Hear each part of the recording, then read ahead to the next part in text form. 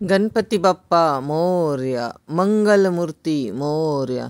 तर नमस्कार मंडळी, स्वागत आहे आपल्या खास गणेश उत्सव व्लॉगमध्ये।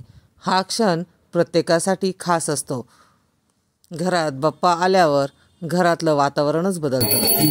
तर आज आमच्या शेजारी 1.5 दिवसाचा गणपती बसवलेला होता, तर त्याचं विसर्जन करणार आहे। तर ही शेवटची आरती म्हणून त्यांनी सर्वांनाच बोलवले होते। तर सर्वजण बाप्पाच्या आरतीसाठी आले होते। बाप्पांच्या दर्शनाने मनाला अगदी शांतता मिळते। बाप्पांनी सगळ्यांच्या आयुष्यात आनंद, सुख, समृद्धी आणि निरोगी आरोग्य आणावं हीच प्रार्थना।